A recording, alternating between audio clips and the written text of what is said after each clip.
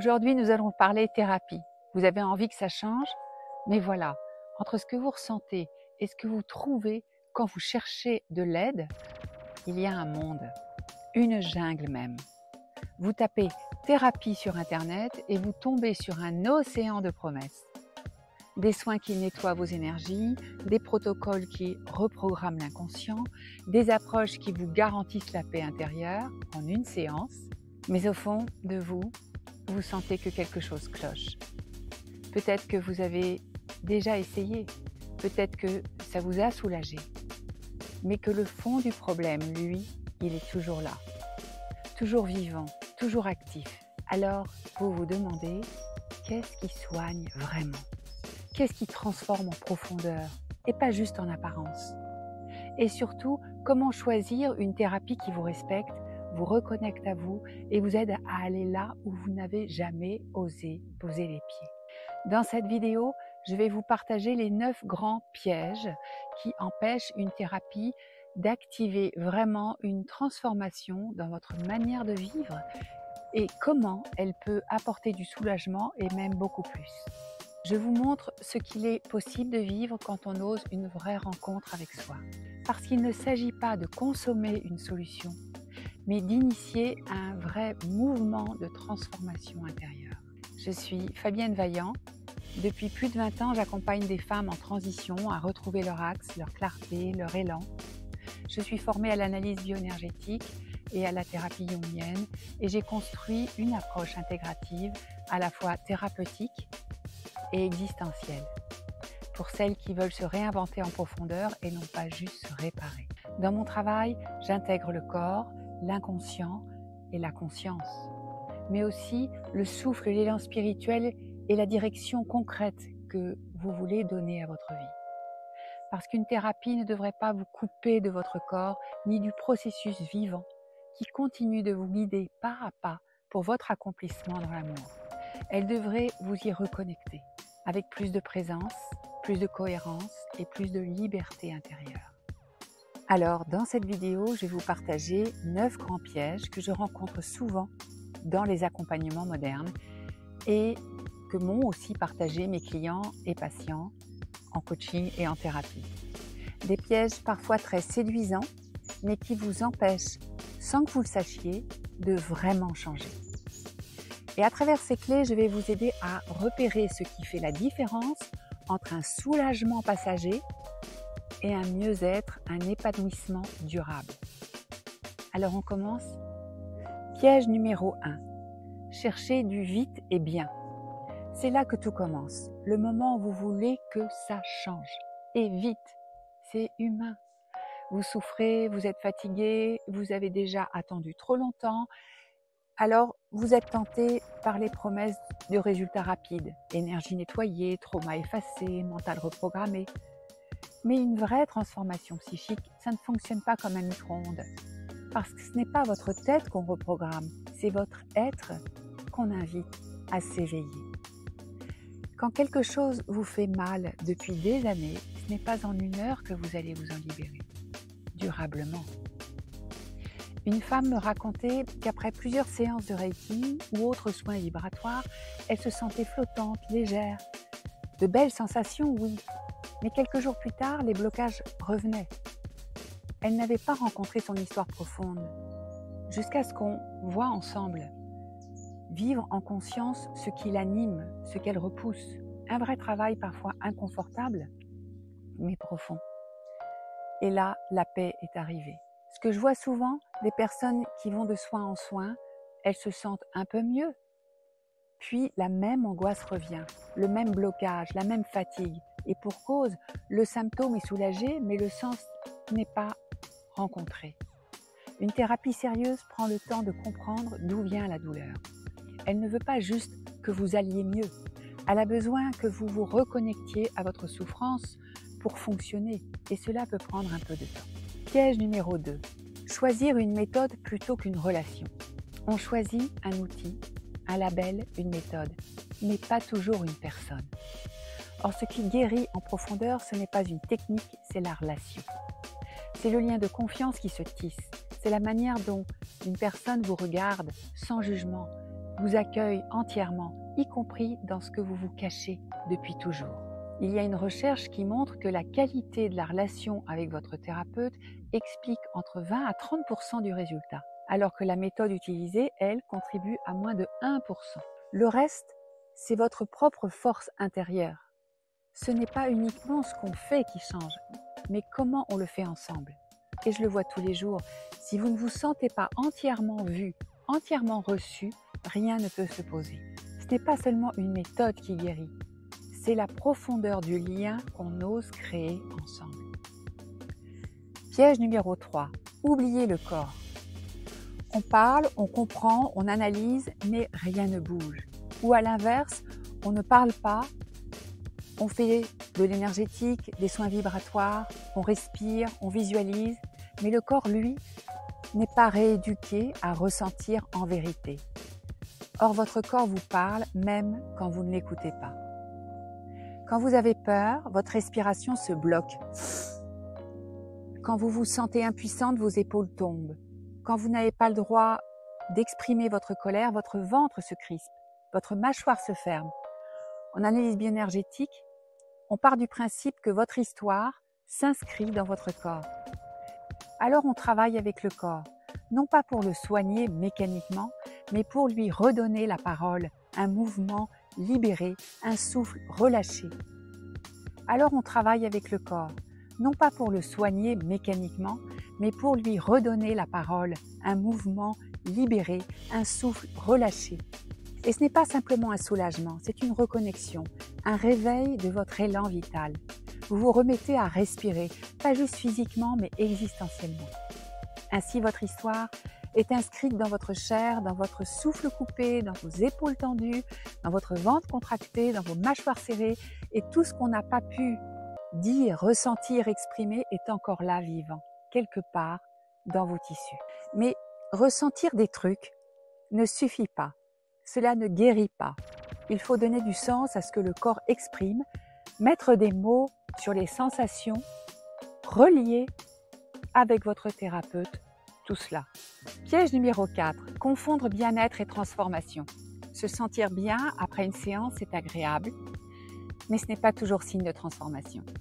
Le bien-être, c'est la surface, la détente, le calme, et ce qui fait que ça bouge à l'intérieur, cette transformation, eh bien, elle va passer par des zones sensibles et parfois inconfortables.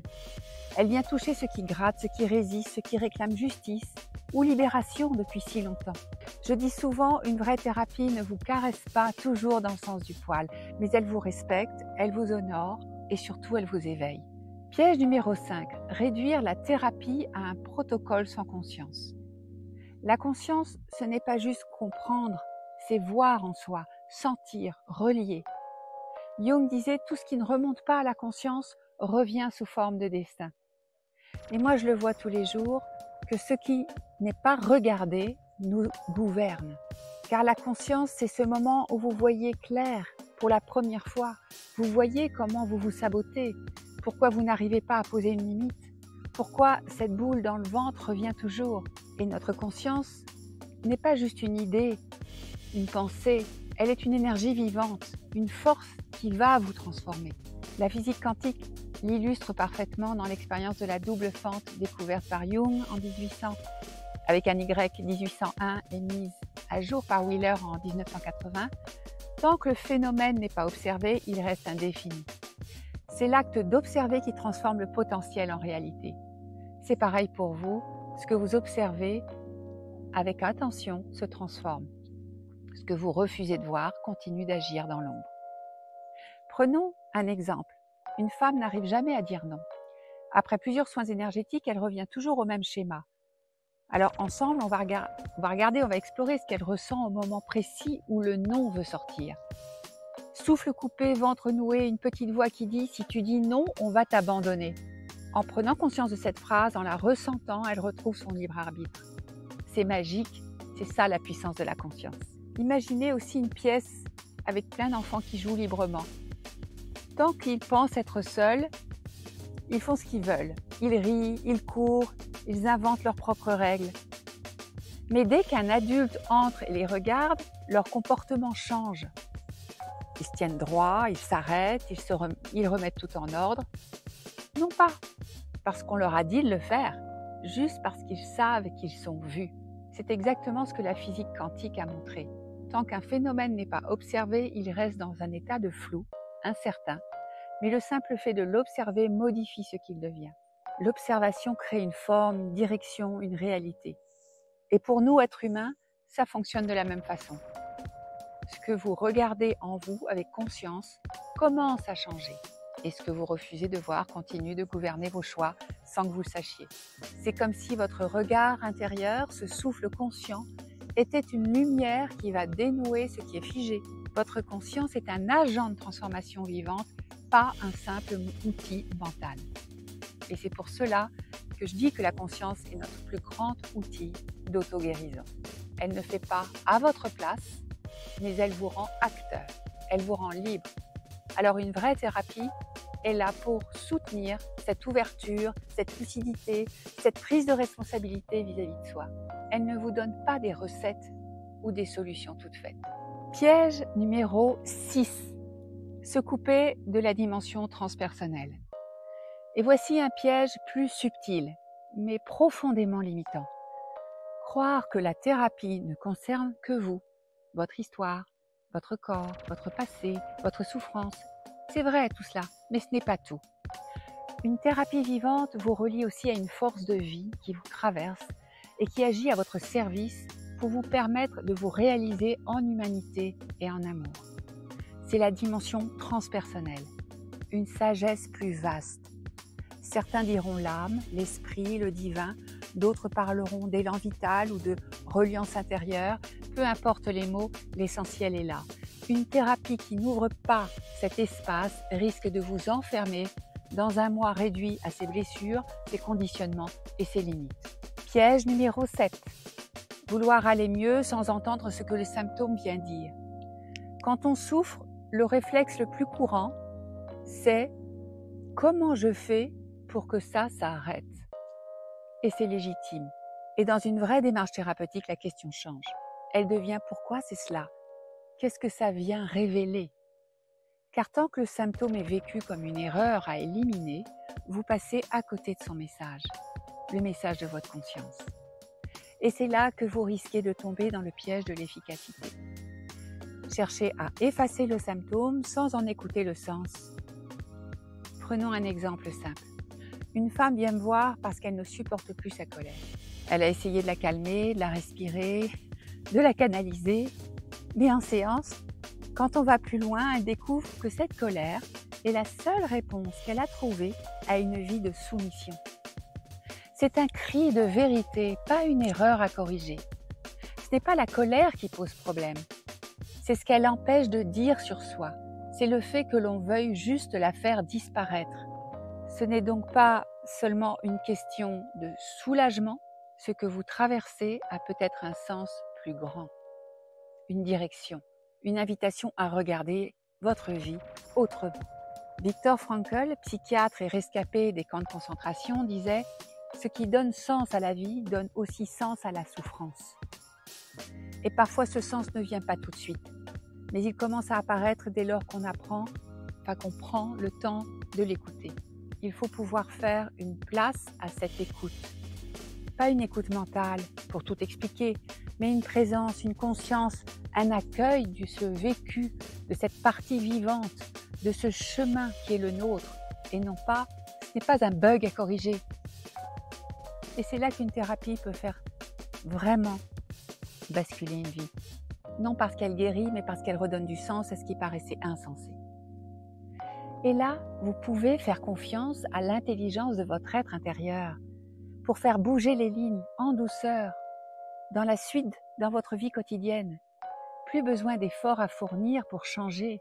Ce processus vivant fait tout le travail. Et plus on avance, plus une vérité devient claire. On ne guérit pas en cercle fermé. On a besoin d'un cap, d'un projet qui nous appelle, d'un lien à plus grand que soi. Pas seulement pour aller mieux, mais pour se sentir relié, utile, créatrice, incarnée. Car sans direction, la guérison, elle va tourner en rond. L'humain a profondément besoin d'un sens existentiel pour dépasser ses blessures. d'une verticalité intérieure pour ne pas rester coincé dans le mental, d'un projet vivant à incarner pour que le chemin thérapeutique ouvre une voie d'accomplissement et pas seulement de réparation. Les travaux de Viktor Frankl en logothérapie l'ont montré avec force. Ce qui donne un sens à la vie donne aussi un sens à la souffrance. Et sans ce sens, les douleurs tournent à vide. Avec lui, elles deviennent pédagogiques, alchimiques, transformatrices. Une bonne thérapie vous reconnecte à votre axe. Elle ne vous fait pas rentrer dans une case, elle ne vous fait pas juste aller mieux, elle vous réveille, vous relie et vous remet en mouvement. Et elle honore toutes les dimensions de votre être. La dimension psychique pour comprendre et transformer les schémas inconscients, corporelle pour libérer l'énergie figée et réveiller le souffle, votre souffle et la vitalité, la dimension émotionnelle pour accueillir les zones sensibles avec justesse, la dimension professionnelle car ce que vous créez ou portez dit quelque chose de vous, la dimension spirituelle ou transpersonnelle parce qu'un simple bien-être ne suffit pas. Vous êtes appelé à vous souvenir de qui vous êtes au-delà des rôles que vous avez adoptés pour survivre. C'est cette approche intégrative, incarnée et profonde que je vous propose. Depuis plus de 20 ans, j'accompagne des femmes comme vous en transition, en quête de clarté et de cohérence. Et ce que j'ai construit, ce n'est pas une méthode figée, mais une vraie boussole vivante qui conjugue tout mon chemin initiatique et tous mes apprentissages, mais plus concrètement aussi l'analyse bioénergétique pour rendre la parole au corps, la thérapie jungienne pour explorer vos archétypes, vos rêves, votre noyau vivant, et le coaching professionnel ancré dans votre vie professionnelle pour vous aider à développer un cap, un vrai projet qui vous rende vivante et qui vous permette de continuer à avancer avec une vision de ce que vous voulez réaliser. Et c'est cela qui vous rendra profondément heureuse. Alors aujourd'hui, avant de vous lancer, prenez un instant et posez-vous ces 4 questions essentielles. Est-ce que je me sens profondément respectée, vue, accueillie par la personne qui m'accompagne aujourd'hui? Est-ce que cette personne m'aide à faire des liens entre ce que je vis et ce qui m'habite? Est-ce que je me sens plus vivante, plus présente à moi-même après chaque séance, même si c'est douloureux? Est-ce que cette approche m'aide à remettre du sens, un cap, une direction, là où tout semblait flou ou figé? Et si aujourd'hui vous sentez que c'est le bon moment, si vous êtes prête à un accompagnement qui relie le corps, la conscience, le sens et l'action, alors je serai ravie de marcher un bout de chemin avec vous. Et si ce contenu vous a touché, pensez à le partager à une amie, à une sœur, à une femme qui est dans une situation difficile et qui peut-être en a besoin. Merci de votre écoute et surtout, prenez soin de vous. L'enjeu de votre transformation intérieure est, de mon point de vue, le sens de chacune de nos vies.